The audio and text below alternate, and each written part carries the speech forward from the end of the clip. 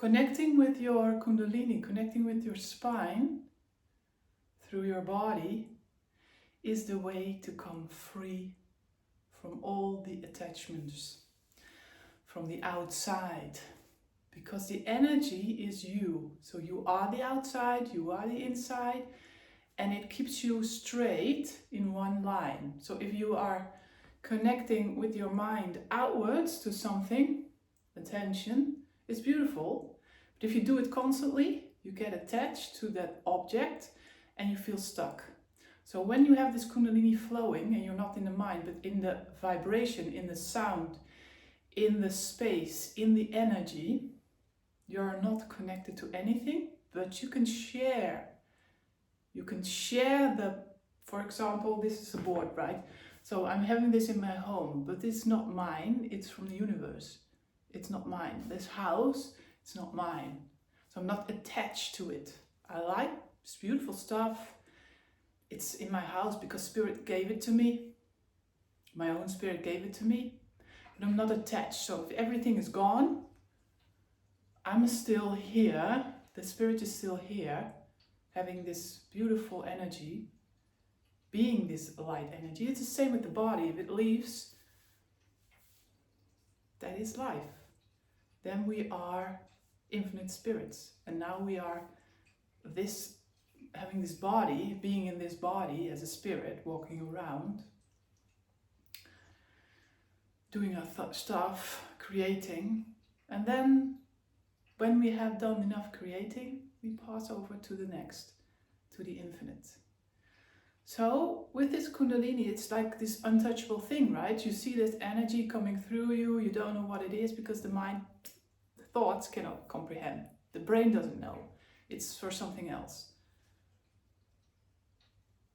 We learn discerning that when we have this Kundalini up, when it's still flowing, when you feel like, I'm sitting in my body, I feel connected to the divine love energy, I feel connected to my heart, to my belly, I feel connected to the earth, then you're home. But when you start to look outside and attach to something, I want to hold on, if it's depressing and it feels like suffering. So when a person dies from you, wants to go away, do something else, it's their decision. And that's why relationships always are very difficult, because we don't allow the freedom of the flow to happen. Same with me, I can attach also to someone, but then I feel, okay, this is not going well, everything's going away, I'm only attached to that, and I need to also be my own spirit, like that energy flowing. And then I realize we can connect to each other, share energies, but in the meanwhile we stay individuals, like being a spirit. And everything is one, right? Everything is one spirit. Of course, we can merge. There's one spirit, we can feel that energy together, we merge, and then we have our own backgrounds, we have our souls, and we come back together again. We merge again. In the meanwhile, we stay connected, but not in a clingy way, not like contracted, more like flowing. I'm holding space for you. You can be here. There is love, but not like this. Oh, I need to hold on. And that's where I see my practice so many times, that there is like a connection with someone and it's really tight. And that's why they are depressed or not feeling well, because they get all the emotions from the other people, from the other person, or they are like holding on. And holding on is a depression, is suffering. When we are free flowing, this is what the Kundalini does, free flowing through the body, it expresses sensuality, it expresses life, new life, it expresses birth, it expresses a flower that's blooming constantly. Now sometimes it's resting,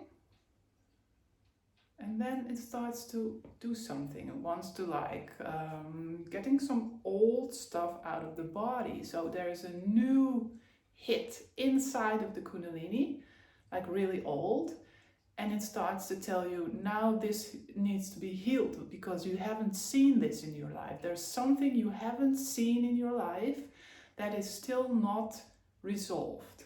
Or you asked for it, for that problem you already know. I don't know, tell me, what's going on my higher self?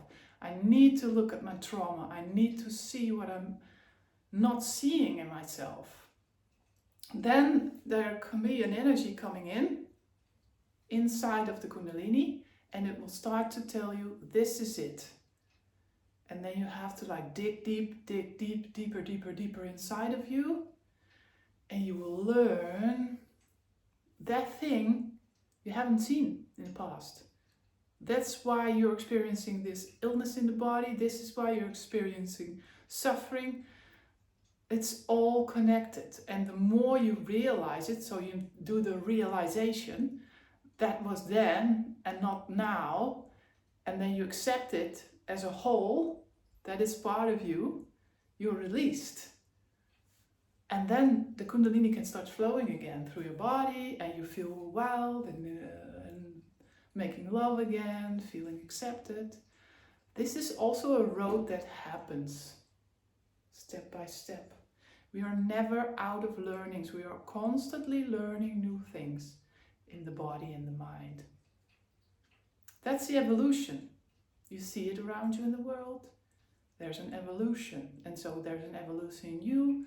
There's an evolution in other people that moves through cycles. And every time there's a new cycle. And then you have the cycle of the body, where it starts to age, having new forms. So your body is always going in different forms. So it's never like steady, one just tight. It's always moving. It's always this. We are just like nature, always moving. There's always new life. It's expanding, then it's less expanding. This is part of the whole thing. And when you learn with Kundalini, you learn that you are that. You are that life force. You are past lives. You are this life. And every time within the Kundalini there can be another person or another event coming in. Maybe from past lives, maybe from this life. Everything can happen, and then it's how you deal with it. Are you going into the suffering, or do you see it as an event that happened and you accept it and then move on? And stay in that love. Stay in that love vibration where you belong. Over and over again, you see that you just need to slow down, connect to your love, connect to your heart, connect to your innocence, and all is well.